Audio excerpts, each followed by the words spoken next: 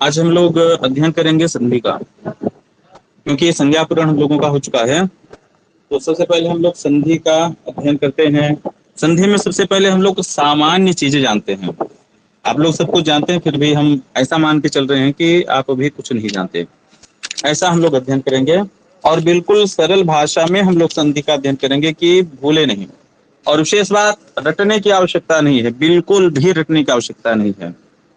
और बार बार हम कह रहे हैं कि अगर शुरुआत में, प्रारंभ में आप लोगों ने मेहनत कर दी अच्छे से, तो आगे चल करके व्याकरण आप लोगों के लिए बहुत ही सरल हो जाएगा।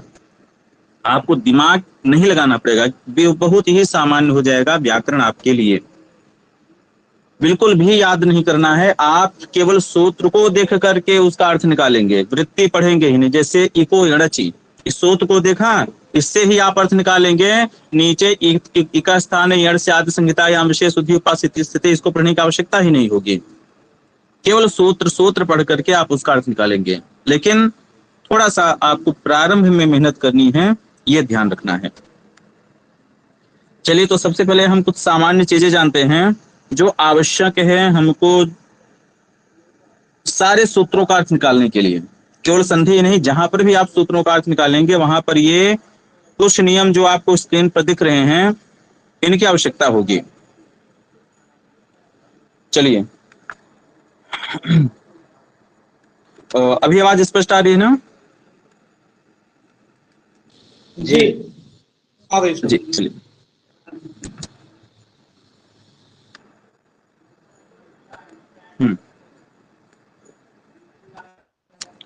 चलिए, सबसे पहले हम, जो आपको दिख रहा है सामने, इसका स्क्रीनशॉट ले लीजिए अथवा लिख लीजिए, जैसा भी हो। अगर लिखने में समस्या हो तो स्क्रीनशॉट जरूर ले लिया करिए और उसको कॉपी में लिख लिया करिए। स्क्रीनशॉट बहुत सारे हमारे मोबाइल में पड़े हैं, उसको दोबारा देखने की का मौका हमें नहीं मिलता है, ना तो हम देख पाते हैं। बहुत सारे स्क्रीनशॉट हम रखे हुए हैं क्लासेस के, बहुत सारी चीजें रखी हुई, रिकॉर्डिंग रखी हुई है, कुछ नहीं हो पाता है। लाइव जो भी आप पढ़ लेंगे, तुरंत जो पढ़ लेंगे, तुरंत जो अध्ययन कर लेंगे, तुरंत जो पूछ लेंगे, केवल वही, बाद में कुछ नहीं होता है। चलिए, तो देखिए, ये जो नियम हमने लिखे हुए हैं, इसको आपको याद करना है। इतना जो हमने नियम यहाँ पर लिखा हुआ है, इसको आपको क्या करना है, याद कर लेना है। यहां से लेकर के यहां तक ये नियम आपको याद कर लेना है।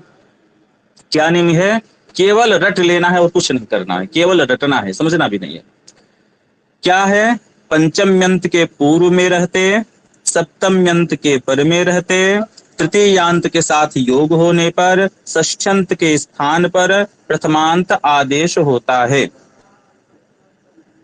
ठीक है, प्रथमांत यहाँ पर का भी आप जोड़ देते हैं, प्रथमांत का आदेश होता है, ये भी कर सकते हैं, लेकिन प्रथमांत आदेश होता है, इतना ही करिए, कोई दिक्कत नहीं है। यह पंचम्यंत, सप्तम्यंत, तृतीयांत, षष्ठ्यंत, प्रथमांत क्या है? यह रूप है। किसका? प्रत्याहार के रूप है। प्रत्याहार आप जो भी देखेंगे, प्रत्याहार क्या होंगे? प्रत्याहार हलंत होंगे। अण प्रत्याहार, अच प्रत्याहार, अक प्रत्याहार, ठीक है, हल प्रत्याहार। जो भी प्रत्याहार आप देखेंगे वो आपको कैसे मिलेंगे? हलंत मिलेंगे। तो हलंत का जो प्रत्याहार है उसका रूप कैसे चलेगा, उसको पहले हम देखते हैं। उसका रूप चलेगा, जितना हमें काम है केवल उतना हम देखते हैं, ठीक। तो उसका रूप भगवत की तरह चलता है। तकारांत नपुंसक लिंग कोई ले लीजिए, ऐसे चलता है। जैसे जगत का ले लीजिए, तो जगत का एक वचन में क्या बनता है? जगत, तो अच। तृतीय एक वचन में क्या बनता है? जगता, अचा। पंचमी षष्ठी एक वचन में जगतः, अचह, अचह। और सप्तमी एक वचन में जगति, तो अचि। इतना आपको याद कर लेना है। जगत का रूप आपको याद ही है, और केवल एक वचन का काम, हम एक वचन का उपयोग हम करेंगे। जितने भी सूत्र आप देखेंगे, प्रत्याहार के एक वचन के रूप का ही प्रयोग आपको लगभग मिलेगा। तो जगत का रूप हम सबको याद है, जगत जगते, जगन्ते, जगत जगते, जगन्ते, जगता, जगत ज्ञान, जगत भी, जगते जगद्भ्याम जगद्भ्यः जगतः जगद्भ्याम जगद्भ्यः जगतः जगतोः जगताम जगति जगतोः जगत्सु। इतना हमें याद है। तो प्रथमा तृतीया पंचमी षष्ठी सप्तमी एक वचन के रूप में याद करना है। अच, अचा, अचह, अचह, अच्छी। इतना। अब देखिए आपको सरलता कैसे हो रही है, कैसे इसका हमको प्रयोग करना है, इसको प्रयोग करके देखते हैं। अभी अध्ययन नहीं प्रारंभ करेंगे। इतना आज की जो क्लास है इसको अगर आपने अच्छे से देख लिया, अच्छे से समझ लिया और इसका अभ्यास कर लिया तो आगे जो जितने भी संधि के सूत्र हैं आपके लिए बिल्कुल मक्खन हो जाएंगे, बिल्कुल बहुत ही सरल हो जाएंगे। तो ध्यान से देखिएगा।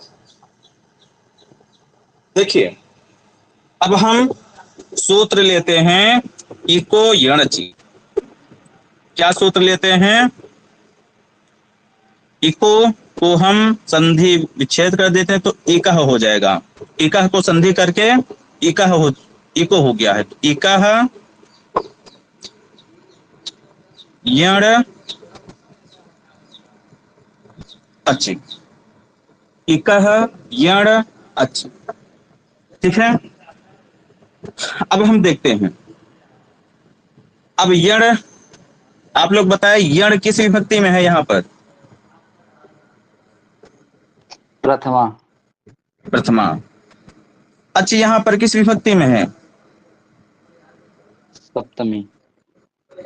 और इकह यहाँ पर किस विभक्ति में है? षष्ठी। पंचमी। षष्ठी में है। हाँ पंचमी नहीं है, षष्ठी है। ठीक है। इकह यहाँ पर षष्ठी है। अब देखिए अब हम सूत्रार्थ देखिए, बहुत सरलता से सूत्रार्थ आपका निकलेगा।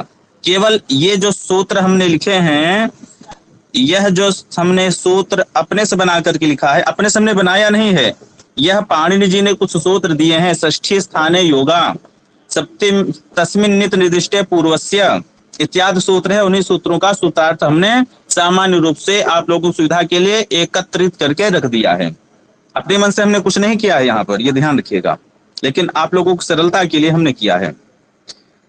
अब देखिए यहाँ पर क्या होता है। अब यहाँ पर हम जो भी है, इकह क्या है? षष्ठी है। तो हम करते हैं, षष्ठी क्या है? षष्ठ्यंत के स्थान पर तो हम लिख देते हैं, क्या लिखेंगे? इक के स्थान पर। देखिए हम लिखेंगे यहां पर इक के स्थान पर। इक के स्थान पर, षष्ठ्यंत के स्थान पर है ना, तो षष्ठ्यंत को हटा करके हमको इक कर देना है, जो षष्ठी विभक्ति में है।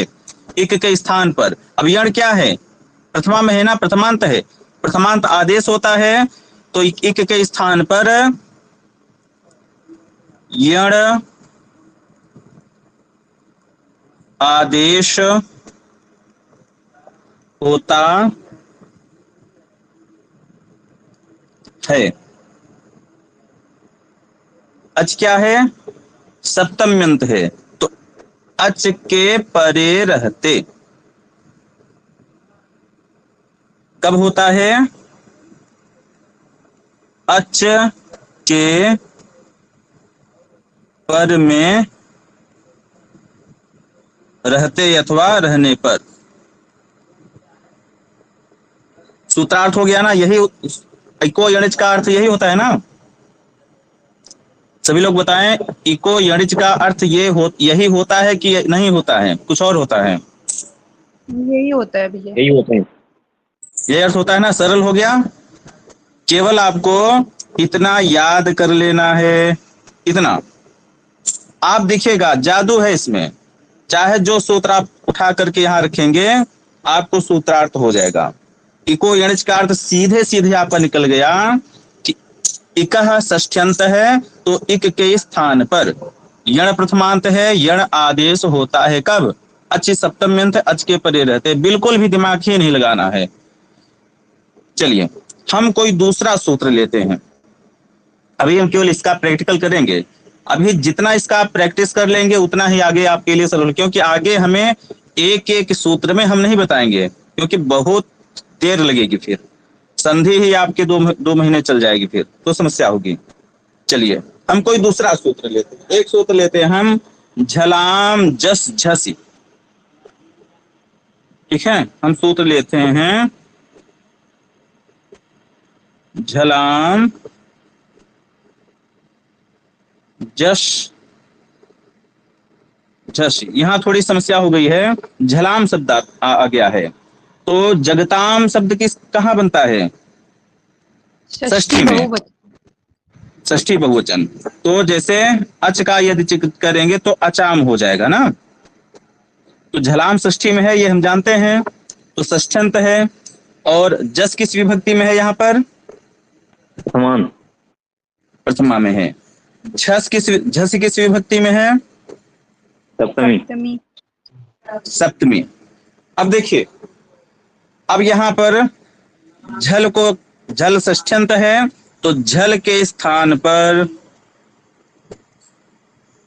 झल के स्थान पर क्या आदेश होता है?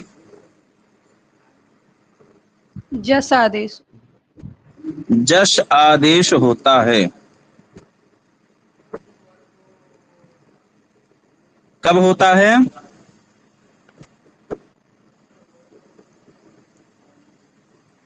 झस के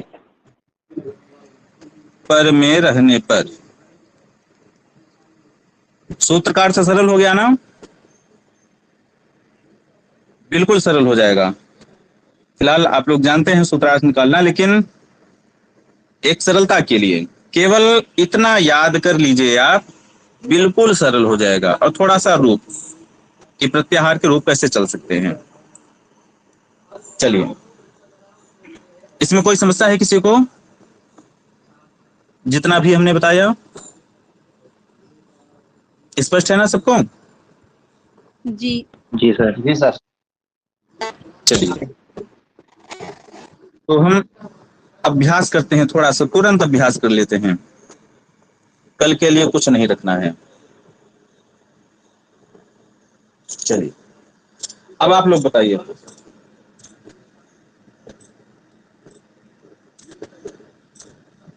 हाँ, एक सूत्र हम लेते हैं,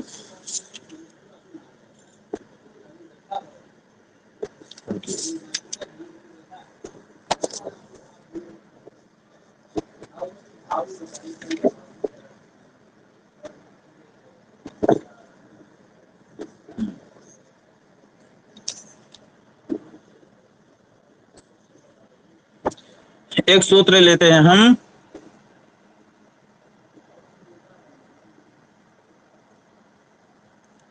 तो अच्छा ठीक है, एक सूत्र हम लेते हैं हल संधि से। तो चुना चूह। इसमें बताइए तो किस विभक्ति में है? षष्ठ्यंत। तो षष्ठ्यंत है। चुना किस विभक्ति में है? तृतीयांत। तृतीयांत है। चूह किस विभक्ति में है? समान। प्रथमांत है। ठीक है, अब देखिए, ये तो जो है तू तवर्ग है, चुना चू है चवर्ग है, और चो चवर्ग है। ठीक, चलिए इसका अर्थ आप लोगों में से कोई बताए, कौन बताना चाहेगा इसका अर्थ? जो हमने बताया उस प्रक्रिया को लगाते हुए।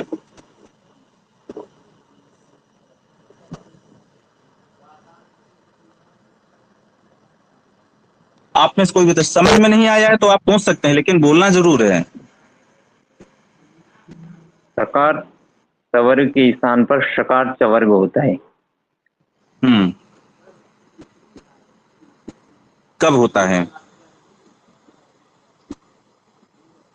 जब सकार सवर्ग का सकार चवर्ग के साथ योग हो। तृतीयांत के योग होने पे ही। हाँ। हमने क्या कहा? हमने कुछ एक्स्ट्रा बोलने के लिए नहीं कहा, जितना हमने बताया है केवल उतना ही आपको बताना है। चलिए यहां पर हटा करके हम यहीं पर लिखते हैं, यहां देख करके आपको बोलना है, ठीक है। चलिए, स्तोह, चुना, चुह, ये है षष्ठ्यंत, ये है तृतीयांत, ये है प्रथमांत। अब बताइए इसको देखते हुए केवल जितना इसमें लिखा है उतना केवल आपको बोलना है। जी भैया, षष्ठ्यंत के स्थान पे तृतीयांत के साथ योग होने पे प्रथमांत आदेश होता है। जी हाँ, प्रथमांत आदेश होता है। अब इसमें से बोलिए इस सूत्र का अर्थ कैसे निकालेंगे आप? जो स्तोह है उसमें सकार और तकार के साथ इश्चुना जो शब्द है उससे शकार और चकार के साथ योग होने पर चुह आदेश होगा, प्रथमांत शकार और चकार। जी ठीक, बहुत अच्छा। यहाँ पर केवल चकार जो आपने कहा है, चकार नहीं करके चवर्ग कहना है। तकार जो आपने कहा, तकार नहीं कह के तवर्ग कह देना, बस केवल इतना अंतर है, ठीक है। बहुत अच्छा। स्तोह क्या है? षष्ठ्यंत है, तो इसका अर्थ हम करेंगे सकार और सकार तवर्ग के स्थान पर, इसके स्थान पर शकार और चवर्ग का योग होने पर, चवर्ग का अथवा चवर्ग के साथ, ठीक है, शकार और चवर्ग के साथ भी कर सकते हैं। चवर्ग के साथ योग होने पर क्या आदेश होगा?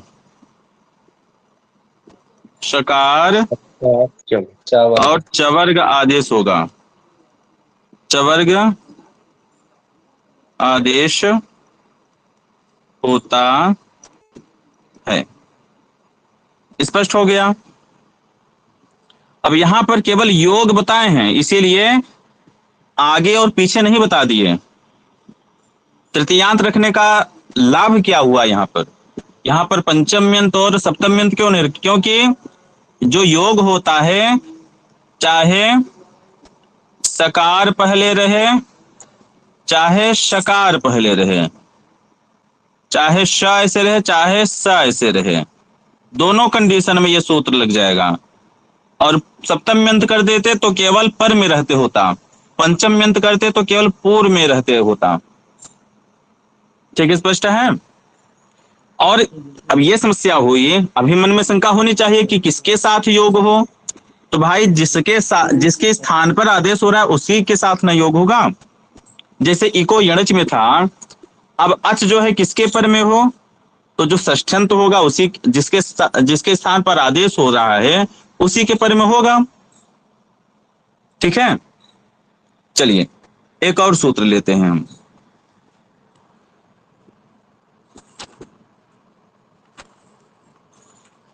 हाँ,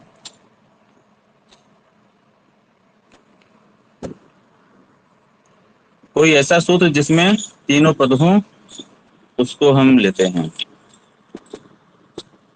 कोई सूत्र याद आ रहा है आप लोगों को?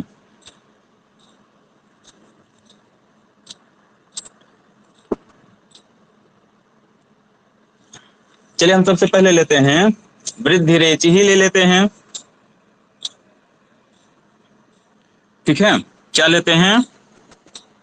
वृद्धि रेचि अथवा आद गुण। हाँ, ये ठीक रहेगा। अभी पंचम्यंत का प्रयोग नहीं हुआ ना, आत गुण। अब बताइए आत ये जो है किस विभक्ति में है? पंचमी। पंचमी एक वचन। गुण है किस विभक्ति में है? प्रथमांत। प्रथमांत है।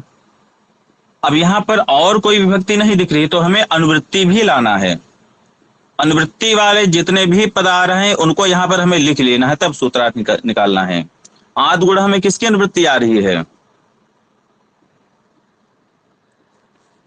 आद गुण में इको यणच से अच की तो अनुवृत्ति आ रही है, तो यहां पर भी हम अच भी लिख लेंगे। अच्छी क्या लिख लेंगे? अच्छी। देखिए सूत्र का अर्थ कैसे निकालना इस पर हम विचार कर रहे हैं। ठीक, इसलिए विचार कर रहे हैं ताकि जब प्रारंभ हो सूत्रार्थ तो केवल सूत्रार्थ होता चला जाए, कैसे आया कैसे नहीं आया उस पर विचार नहीं करना है। अच्छी किस विभक्ति में है? सप्तमी। सप्तमी। चलिए अब इसका अर्थ निकालिए। अवर्ण से अच परे रहते गुण एकादेश होता है। बहुत अच्छा। हाँ, अब एकादेश आप कहां से लाए हैं?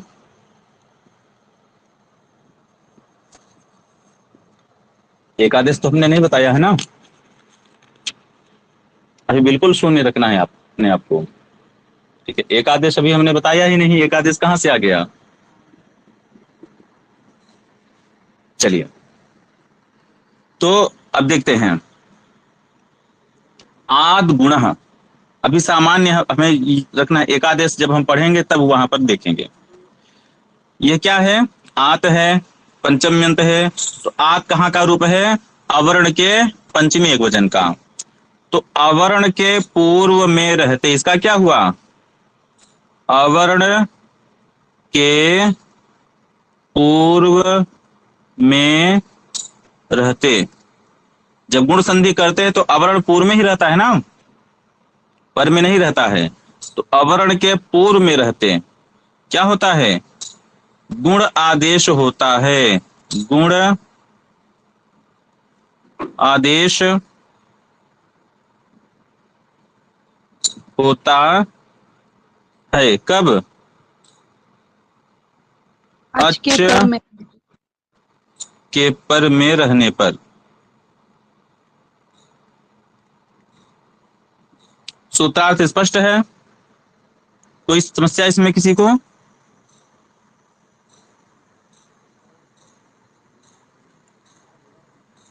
चलिए अब अगले सूत्र का अर्थ आप लोग बताएंगे।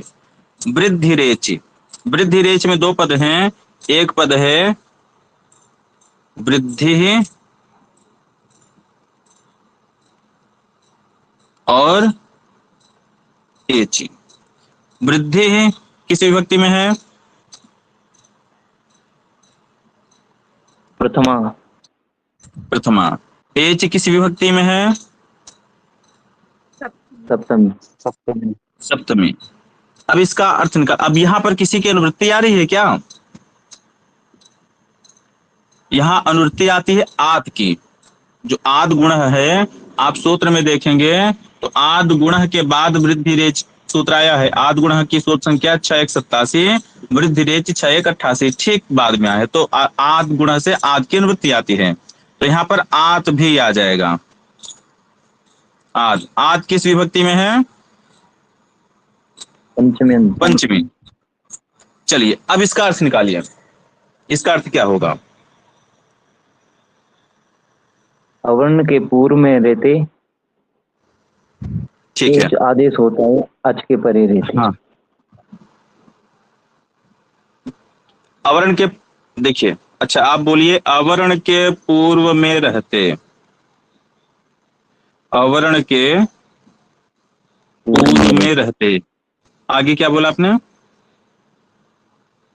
एच आदेश होता है। आदेश सप्तम्यंत होगा क्या? वृद्धि होता है भैया, वृद्धि आदेश होगा। वृद्धि आदेश होता है एच के परे रहने पर। ठीक ठीक, वृद्धि प्रथमा में है ना, तो प्रथमांत आदेश होगा, ये ध्यान रखना। इसीलिए हम इसको लिखे हुए हैं सरलता के लिए। बिल्कुल भी गलती आपसे नहीं हो सकती है। अगर आपने ध्यान से इसको याद कर लिया अच्छे से तो सूत्रार्थ निकालने में कोई भी समस्या नहीं होगी और गलती तो बिल्कुल होगी ही नहीं। ठीक, तो जैसे अभी गलती हो रही थी आपसे, अवर्ण के पूर्व में रहते क्या आदेश होता है? वृद्धि। वृद्धि आदेश होता है।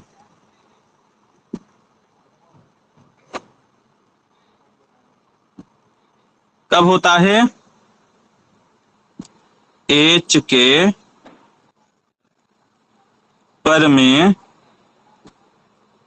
रहने पर। सूत्रार्थ हो गया, बिल्कुल सरल है। ठीक है, ऐसे हमें सूत्र का अर्थ निकालना है आगे चल करके।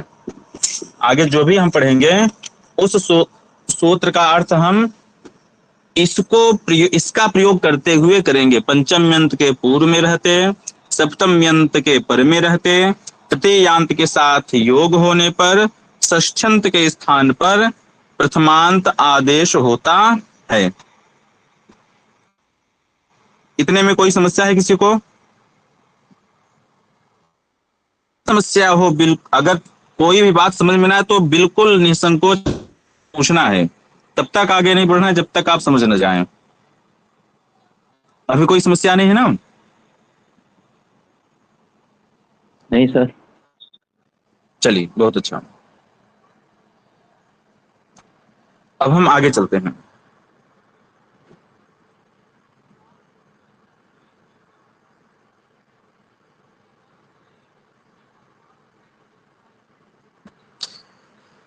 अब देखिए, अब यहां पर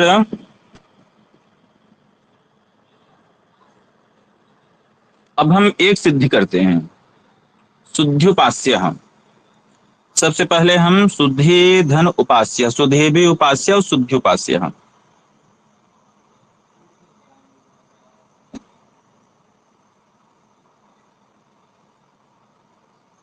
देखिए,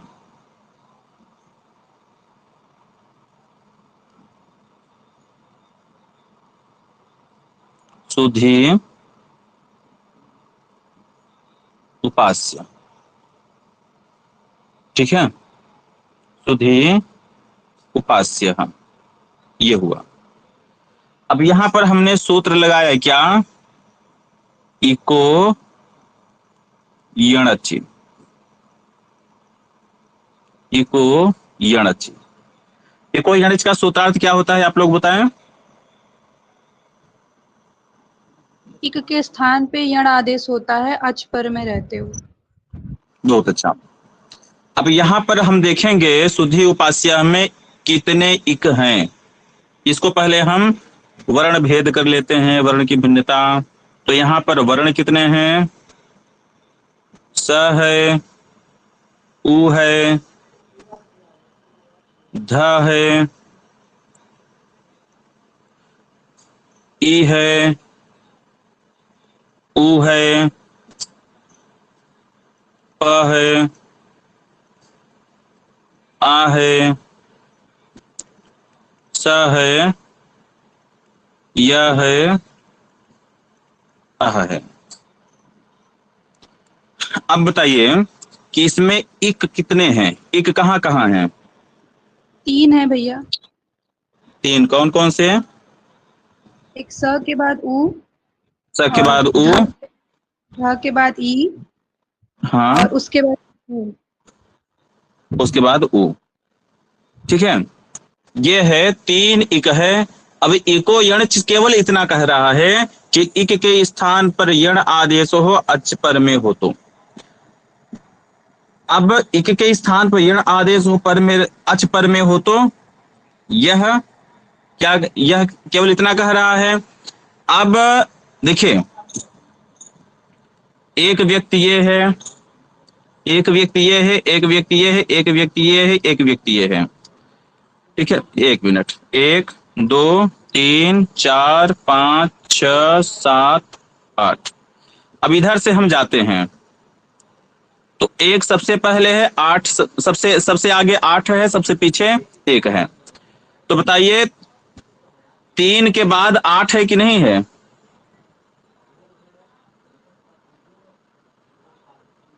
अगर कहा जाए कि 3 के बाद में 8 है तो ये सही होगा कि गलत होगा? सही है भैया। सही होगा, क्योंकि हमने ये तो नहीं कहा ना कि तुरंत बाद में 8 है। ऐसा हमने नहीं कहा, ऐसा हमने बिल्कुल नहीं कहा कि 3 के तुरंत बाद में 8 है।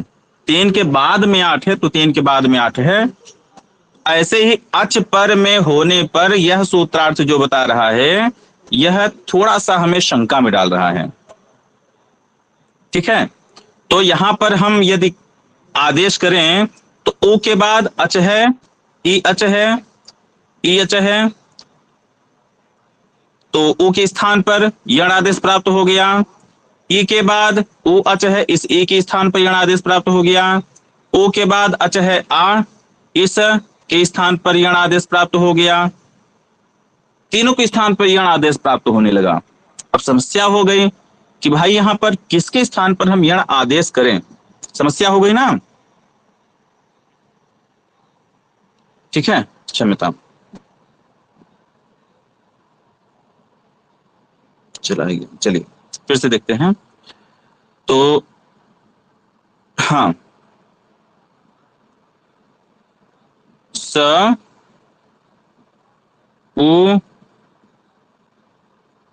ध ई उ प आ स य अह। अब किसके स्थान पर हम आदेश करें, यह शंका मन में है। तो अगला सूत्र आता है तस्मिन् निति निर्दिष्टे पूर्वस्य। यह कहता क्या है कि सप्तमी निर्देशेन विधीयमानं कार्यं वर्णांतरेण व्यवहितस्य पूर्वस्य बोध्यम। अब हम बहुत सैद्धांतिक पक्ष में नहीं जाएंगे, केवल परीक्षा के उद्देश्य से जितना हमें आवश्यक है उतना हम चर्चा करते हैं। यह सूत्र करता है कि सप्तमी से विधीयमान जो कार्य, सप्तमी से विधीयमान कार्य जो होगा वो वर्णांतरेण अव्यवहितस्य पूर्वस्य बोध्यम, वो वर्णांतर अर्थात अव्यवहित पूर्व के स्थान पर होगा। यहां पर हम कुछ संशोधन कर सकते हैं। पंचम्यंत के तुरंत पूर्व में रहते और सप्तम्यंत के भी तुरंत पूर्व में रहते, ये हम इसमें जोड़ लेंगे। पंचम्यंत के तुरंत पूर्व में रहते और सप्तम्यंत के तुरंत पूर्व में रहते। तुरंत ये थोड़ा सा शब्द नहीं ठीक लग रहा है, अव्यवहित पूर्व में रहते ऐसा कर दीजिए। अव्यवहित का अर्थ समझ रहे हैं ना, कोई शंका किसी को? देखिए अव्यवहित का अर्थ यहाँ पर देख लें, जैसे अ है, ई है, त है, उ है। अब ये बताइए कि जो ई है, ई से पर में उ है कि नहीं है?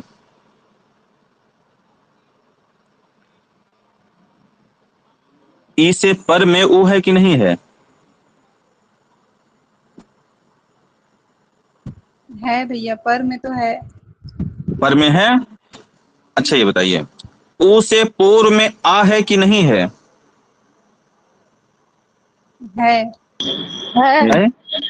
ठीक है, उ से पूर्व में आ है, लेकिन अगर हम यहां पर क्या करें, हम यहां पर संधि करें इको यणची, तो पर में है लेकिन ई से अव्यवहित पर में नहीं है, व्यवधान अर्थात व्यवधान से रहित। अव्यवहित, व्यवहित अर्थात व्यवधान से युक्त और अव्यवहित अर्थात व्यवधान से रहित। तो ई से पर में त का क्या है? व्यवधान है, तो व्यवहित है। अव्यवहित अर्थात व्यवधान से रहित हो। ठीक है, जहां पर व्यवधान से पंचम्यंत के व्यवधान अव्यवहित पूर्व में रहते, ऐसा हम यहां पर जोड़ लीजिए। यहां पर जोड़ना हम भूल गए, तो यहां पर जोड़ लीजिए कि पंचम्यंत के अव्यवहित पूर्व में रहते, सप्तम्यंत के अव्यवहित पर में रहते, तृतीयांत के साथ योग होने पर षष्ठ्यंत के स्थान पर प्रथमांत आदेश होता है। अब ठीक है, अब हम यहां पर सूत्रार्थ घटाते हैं। अब यह जो तस्मिन् निति निर्दिष्टे पूर्वस्य, यह इस सूत्र ने कहा, क्या कहा कि सप्तमी के द्वारा विधीयमान जो कार्य है वह वर्णांतरेण अव्यवहितस्य पूर्वस्य बोध्यम, जो वो अव्यवहित पूर्व का बोधक होगा। अब यहां पर हम देखेंगे कि इक ऐसा हमें ढूंढना है जो अच के अव्यवहित पूर्व में हो, अर्थात इक और अच के बीच में किसी अन्य का व्यवधान न हो।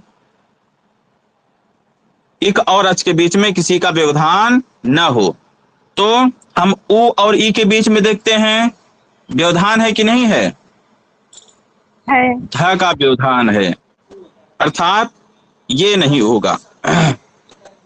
अब उ और आ के बीच में देखते हैं क्या उ अच उ इक है, आ अच है, क्या अच के अव्यवहित पूर्व में है उ?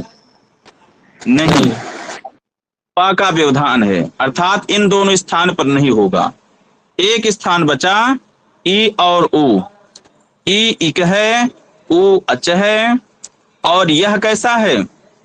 अच के अव्यवहित पूर्व में विद्यमान है ई।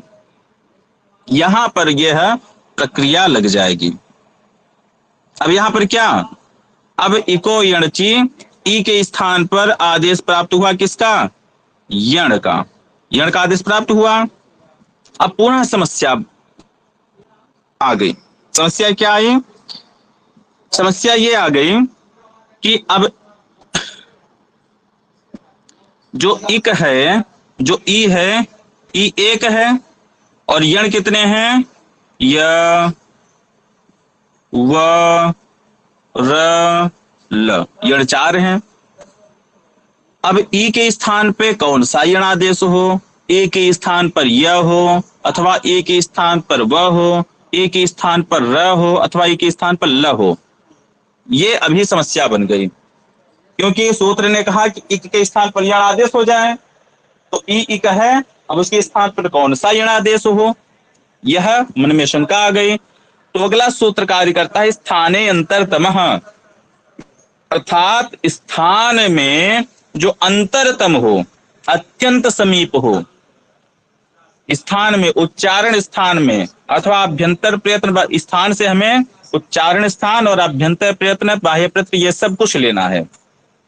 तो इतना मिलाने पर जो अंतरतम हो, जो अत्यंत नजदीक आए, जिसमें अत्यंत समानता हमें दिखे, वह आदेश होगा। ठीक है, तो सबसे पहले हम देखते हैं उच्चारण स्थान। उच्चारण स्थान नहीं मिला तो अभ्यंतर प्रयत्न देखते हैं, अभ्यंतर प्रयत्न नहीं मिला तो बाह्य प्रयत्न हम देखते हैं। तो सबसे पहले उच्चारण स्थान मिलाते हैं। ये बताइए ई का उच्चारण स्थान क्या है? तालु।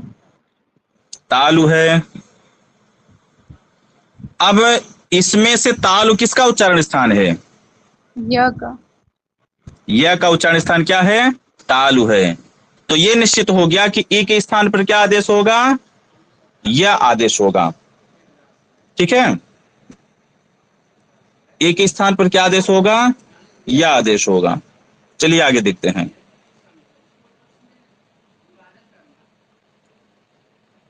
अब हम देखते हैं, इसको मिला देते हैं।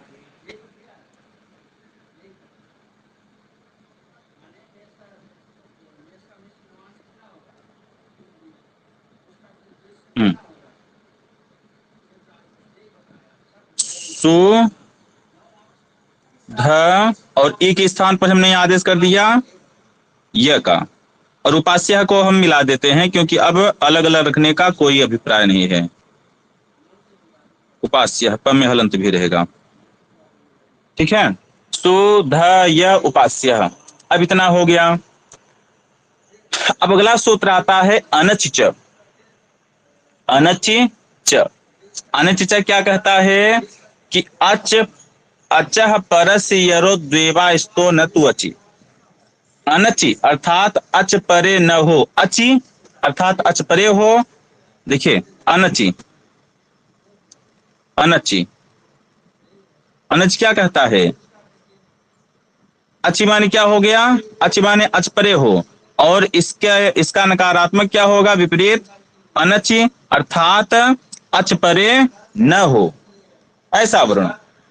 ठीक है, अनच अर्थात अच परे न होने पर। इसके पूर्व में कुछ सूत्र है, वहां से कुछ पदों की अनुवृत्ति हो आती है, तो उन पदों की अनुवृत्ति के कारण हम इसका अर्थ निकालते हैं कि अच के परे जो यर होता है वह उसका द्वित्व हो जाता है यदि अच परे न हो तो। ठीक है, चलिए देखते हैं यह इसकी कंडीशन कैसे होती है। इसकी कंडीशन हम देखते हैं। तो सबसे पहले क्या हो, सबसे पहले हो अच। अनचचा की कंडीशन हम देखते हैं। अनचचा का कंडीशन क्या है, सबसे पहले हो अच, उसके बाद क्या हो यर, उसके बाद क्या हो अच न हो अर्थात हल हो।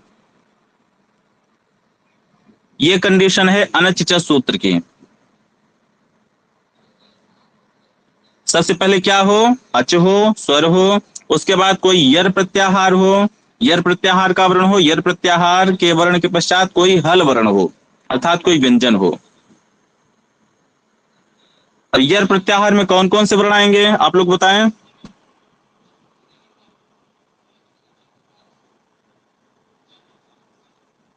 यर प्रत्याहार में कौन कौन से वर्ण आएंगे। अंतस्थ वर्ण आ जाएंगे और हर वर्ग का पहला, दूसरा, तीसरा और चौथा।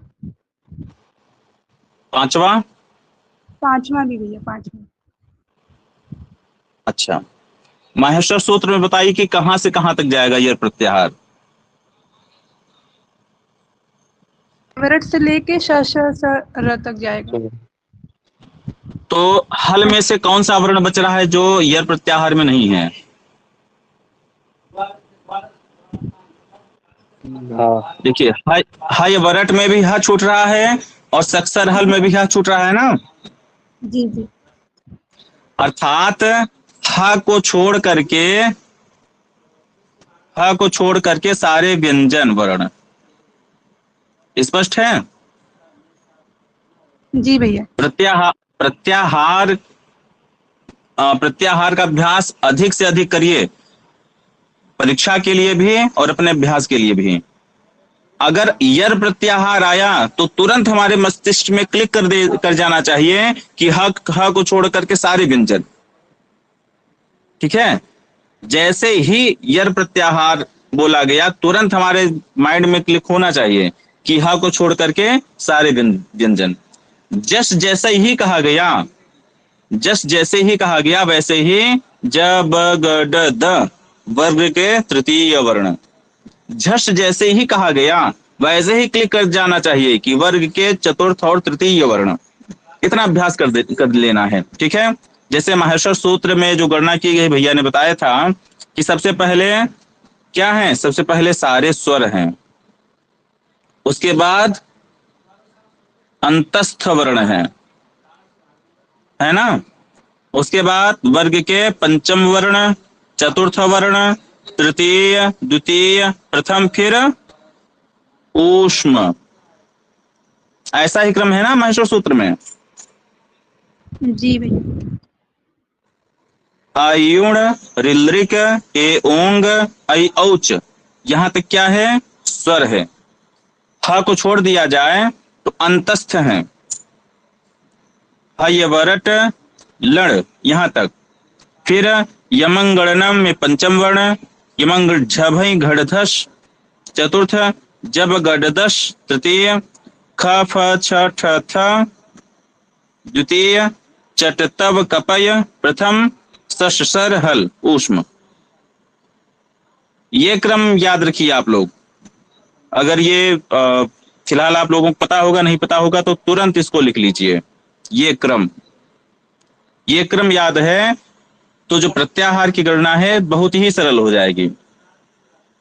जैसे आपसे पूछा गया कि झल प्रत्याहार में कौन कौन सा वर्ण है, झल प्रत्याहार।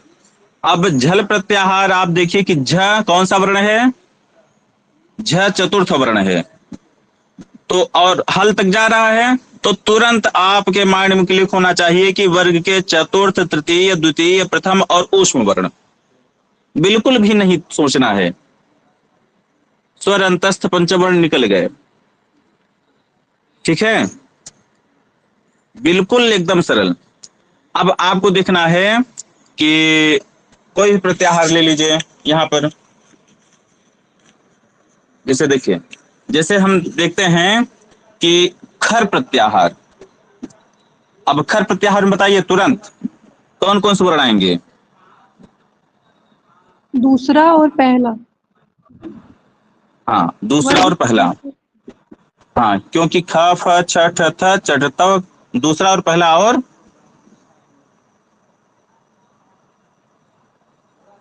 तीनों सभी आ जाएंगे ना खर प्रत्याहार में। उसमें हाँ, कहीं नहीं। हाँ, ऊष्म नहीं, ऊष्म में ह भी आ जाता है, ऊष्म नहीं कहना है, ऊष्म में ह को हटा देना है, दूसरा पहला और स श स, ऐसे। ये मोटा मोटा हिसाब है, कुछ थोड़ा सा अपना भी दिमाग लगाना है। खर प्रत्याहार हो गया। मान लीजिए आपसे पूछा जाता है झर प्रत्याहार। झर प्रत्याहार में कौन कौन से वर्ण हैं? इसको देख करके, झ चतुर्थ वर्ण है ना, तो चतुर्थ वर्ण से ही प्रारंभ होगा, स्वर अंतस्थ पंचम वर्ण निकल गया तुरंत। तो झ और र तक जा रहा है, तो स श सर, चतुर्थ तृतीय द्वितीय प्रथम और स श स को छोड़ दीजिए इधर भी। चलिए अब बताइए आप जो है झ प्रत्याहार में कौन कौन से वर्ण है? झ य चतुर्थ, तृतीय, द्वितीय और प्रथम। बिल्कुल, झ प्रारंभ हो रहा है चतुर्थ से और कपय अर्थात प्रथम में समाप्त हो जा रहा है, तो चतुर्थ तृतीय द्वितीय प्रथम ये वर्ण होंगे। ठीक है, अर्थात जो प्रत्याहार के वर्ण है उसको हमको उंगली पर गिनना नहीं पड़े, ऐसे इतना अभ्यास होना चाहिए। चलिए यहाँ ये अब यहाँ पर कह रहे हैं स्थानीय अंतरतम हो गया। अब अनचिच, अनचिच में क्या कंडीशन बनी थी? अच पर अच पूर्व में हो, बीच में यर हो, बाद में हल हो, तो वहां पर क्या होता है? यर को द्वित्व हो जाता है, अर्थात यर और प्लस यर, एक और यर आ जाएगा। ठीक, चलिए यहां पर हम घटाते हैं। क्या कंडीशन थी? पूर्व में अच हो, बाद में यर हो और फिर अच न हो। तो यहां पर जो ऊ है वो क्या है? ऊ अच है। ध क्या है? ध यर में आएगा कि नहीं आएगा? आएगा। ध यर में आ जाएगा। और उसके बाद अच है कि नहीं है? ध के बाद है। अच है ध के बाद? तुरंत तुरंत बाद नहीं है, सप्तम्यंत है ना, तो तुरंत बाद होना चाहिए। तो ध के तुरंत बाद अच नहीं है, ध के तुरंत बाद हल वर्ण है, तो ध को क्या हो जाएगा? द्वित्व हो जाएगा, दो हो जाएगा। ठीक है, तो देखिए अभी विस्तृत से एक दो सिद्धि हम कराएंगे, उसके बाद केवल सूत्र और उसका अर्थ, सूत्र और उसका अर्थ ऐसा कराएंगे। सिद्धि प्रक्रिया आप लोग जाने रहेंगे तो जो कठिन प्रश्न आ जाते हैं, कठिन प्रश्न आपसे गलत नहीं होंगे। ये कठिन प्रश्नों के लिए हम बता रहे हैं। जो कठिन प्रश्न आते हैं, सरल प्रश्न तो केवल सूत्र अर्थ बता देंगे आपका हो जाएगा, लेकिन जो हमारी मेरिट बनती है वो कठिन प्रश्नों से बनती है। सही प्रश्न हमारे जो सरल प्रश्न है वो गलत ना हो, और जो कठिन प्रश्न है वो हमसे हो जाए, वो हमको मेरिट मिलाते हैं। और सरल प्रश्न हमसे गलत ना हो, ये हमको पास करवाते हैं, ये ध्यान रखना है। तो चलिए, सो ध को द्वित्व कर दीजिए, सो ध ध य और उपास्य, इतना हो गया। सुध धय और उपास्य। ठीक है, इसके बाद सूत्र आता है झलाम जश झसी। इसका सूत्रार्थ हम देख चुके हैं। झल के स्थान पर जश आदेश होता है, झस के परे रहते। यहां पर झल है क्या? ध, ध झल में आएगा। उसके बाद झस क्या है? झस में आ जाएगा ध।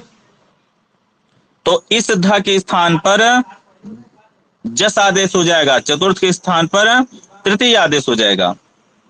ठीक है, ये झल है तो झल के स्थान पर जस आदेश अर्थात तृतीय वर्ण, तो ध के स्थान पर द आदेश हो जाएगा।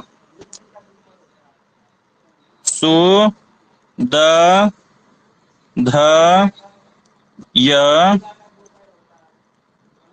उपास्य, ऐसे हो गया। सु द ध य उपास्य। ठीक, अब आगे चलते हैं संयोगांतस्य लोपः। संयोगांत से लोप क्या कहता है? संयोगांत का लोप हो जाए। संयोगांत किसे कहते हैं? संयोग है अंत में जिसके। तो संयोग किसे कहते हैं? संयोग संज्ञा हलोनंतरा संयोग, जहां पर अच से अव्यवहित हल हो जाए, अर्थात दो या दो से अधिक हल एक साथ हो जाए तो उन्हें हम संयोग कहते हैं। तो यहाँ पर द ध य इनकी संयोग संज्ञा हो गई, और यह है अंत में किसके? सुदधय, इसके अंत में। तो यह इस पूरे का की संज्ञा क्या हो जाएगी? संयोगांत। इसे हम संयोगांत कहेंगे। और इस सूत्र से क्या प्राप्त हुआ?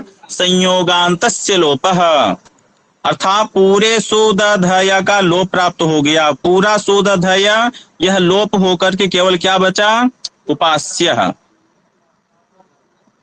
यदि हम संयोगांतस्य लोपः को ऐसे ही कर दें, ठीक ठीक लगा दें ऐसे ही, तो संयोगांतस्य लोपः पूरे सुदधय इसका लोप कर देगा और बचेगा क्या? केवल बचेगा उपास्य है। लेकिन ऐसा है नहीं, ये लोप नहीं होगा, क्योंकि अगला सूत्र आता है अलोन्त्यस्य। अलोन्त्यस्य कहता है कि षष्ठ्यंत के द्वारा निर्दिष्ट जो अल आदेश होगा वह अंतिम को होगा। तो संयोगांतस्य, इस सूत्र में संयोगांत षष्ठ्यंत है, इसके द्वारा जो आदेश हुआ अल है, अर्थात वह अंतिम आदेश है वह अल को होगा। अर्थात सुदधय में जो लोप होगा, किसका लोप होगा? य का लोप होगा। किसका? य का लोप होगा। होगा नहीं, अभी प्राप्त हो रहा है। एक वार्तिक आता है यणः प्रतिषेधो वाच्यम। यदि यण को लोप प्राप्त हो जाए संयोगांत लोप के द्वारा, यदि यण को लोप प्राप्त हो रहा है तो उसका प्रतिषेध कर दिया जाए। संयोगांत में कोई स्थित है उसका लोप हो जाएगा, लेकिन यण का अगर लोप प्राप्त हो रहा है तो उसका प्रतिषेध हो गया। तो जो संयोगांतस्य लोप है वह अलोन्त्यस्य की सहायता से यकार को हटाना चाह रहा था, लेकिन यण प्रतिषेधो वाच्य, यह वार्तिक आता कहता है भैया रुको, इसको नहीं हटाओ, ये अपने काम का है, इसको छोड़ो। तो उसको इसने, यह बच गया। तो अब फिर हम करेंगे सु द ध य उपास्य। ठीक है, अब इसका हम वर्ण सम्मेलन कर दें तो क्या हो गया?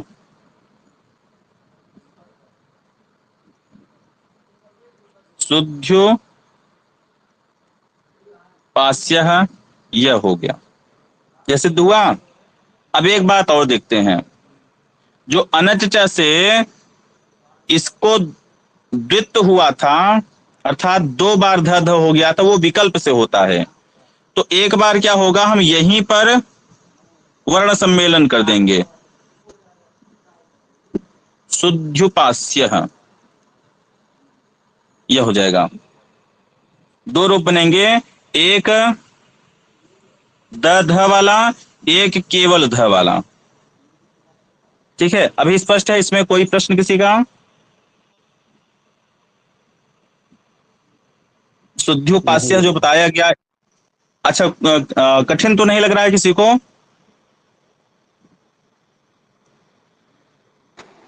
ये जो प्रक्रिया है कठिन तो नहीं लग रही है ना किसी को? अभी नहीं सर। हाँ, स्पष्ट बताइएगा, कोई संकोच नहीं है। ठीक है, चलिए, तो फिलहाल समय पर्याप्त हो गया है आज की